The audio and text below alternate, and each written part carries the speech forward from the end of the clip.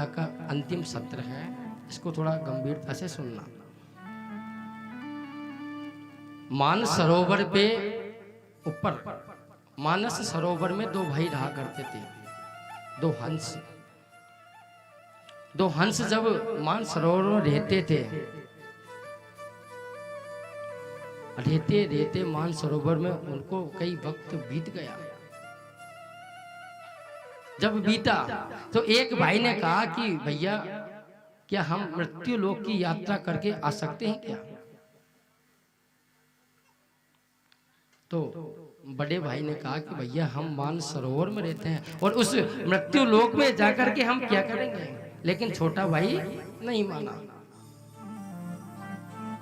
उन्होंने कहा कि आपको यदि मानस सरोवर में रहना है तो रहिए, मुझे तो एक बार मृत्यु लोक की यात्रा करके आनी है।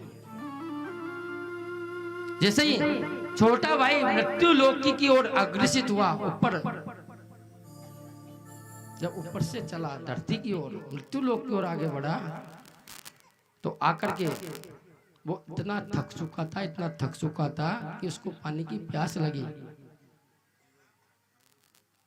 पानी की प्यास लगी। जब उसको पानी की प्यास लगी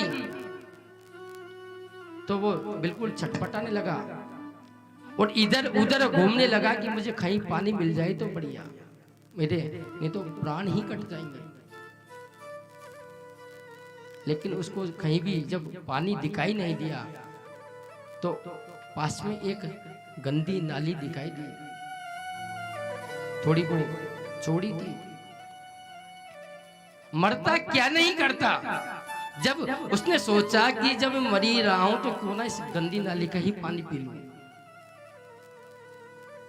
जैसे ही उसने पानी पीना चाहा तो इतना परेशान हो गया कि वो थक करके उस नाली में ही गिर गया। हंस का रूप था सफेद, श्वेत वर्ण का था। जब श्वेत वर्ण का जो हंस था उस नाली में गिरा तो उसका रंग बिल्कुल काला हो गया था। जब वो उस नाली से निकला, नाली से निकलते ही जब वो आकर के धरती पे बैठा तो उस जगह कुछ कौवे बैठे थे, कुछ कौवे बैठे थे। कौओं ने सोचा कि है तो हमारी प्रजाति का लोग, यह है तो हमारी प्रजाति का लोग, पर हमसे थोड़ा साइज में, हाइट में बड़ा है। हंस के और कौओं की हाइट थोड़ी अलग होती है। तो कौओं ने सोचा है तो हमारे ही काले काले बरादरी का लोग, क्यों ना हम इससे जाकर के बात करें। तो उन कौओं ने जाकर के उस हंस से बात करना प्रारंभ किया तो आपस में उनकी मित्रता हो गई। जब मित्रता हुई तो आपस में धीरे धीरे स्वभाव उनका चेंज हो गया, बदलाव आया। जब बदलाव आया तो कौवा जो हंस उस तत्व को जानता था तो उस तत्व को भूल करके और कौवा की आवाज में उसकी आवाज परिवर्तन हो गई, काऊ काऊ करने लगा।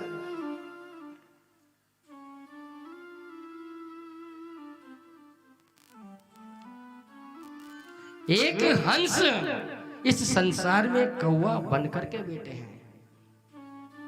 हम क्या हैं? वो परम हंस है, लेकिन हम अपना अस्तित्व भूल चुके हैं।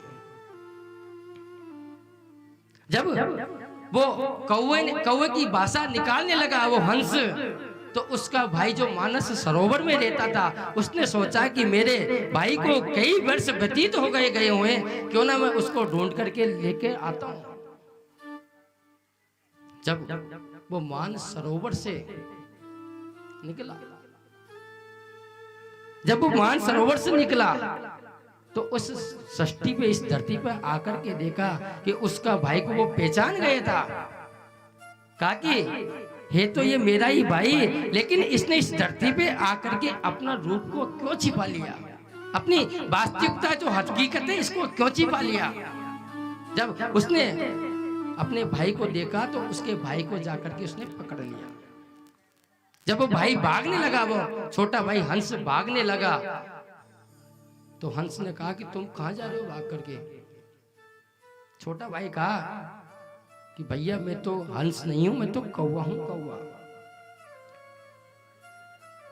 मैं कौवा हूं।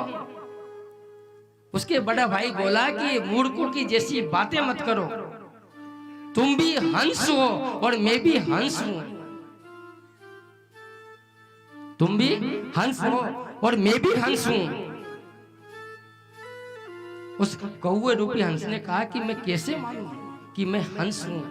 तो उसने उसको एक सुंदर सरोवर के अंदर जो स्वच्छ पानी था उसके अंदर डाला, और डाल करके जैसे ही एक सुंदर सरोवर के अंदर फिर उसकी परछाई दिखाई और कहा कि देख, जो तेरी शक्ल है वही मेरी शक्ल है, जो तू है वही मैं हूं, हम दो में कोई अंतर नहीं है, जो तुम हो वो मैं हूं, हम में कोई अंतर नहीं है, वही गति हमारी है। हम उस मानस सरोवर के हंस थे।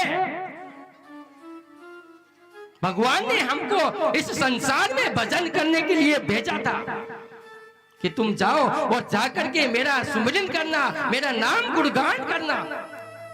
लेकिन हम कुछ जो कामी लोग हैं, जो कामनाओं के वशीभूत रहते हैं, माया के जाल में फंस करके आज अपने आप का जो रूप है उसको हमने छिपा लिया।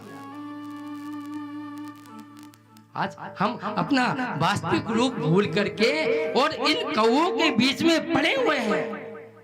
काम रूपी, अभिमान रूपी, मोह रूपी, माया रूपी इस अभिमान में अपने आप को भूल करके कौवे बन करके बैठे हैं। लेकिन ध्यान रखना कि जिस दिन कोई संत पुरुष आकर के तुमको उस गंदी नाली से निकाल करके और इस भागवत रूपी जो गंगा है इसमें आकर के बिठा दे, तो उस दिन तुम अपने आप को भूल करके उस परम तत्व को प्राप्त कर जाओगे और उस कौवे रूपी जो शरीर है उसको भूल करके हम भी अपने आप को एक परम हंस बन जाएंगे। यही भागवत का मेन तत्व है, यही भागवत का सार है। तो आज व्यासपीठ से हाथ जोड़ करके सबसे निवेदन है कि विगत 7 दिवस से हमने जो कथाएं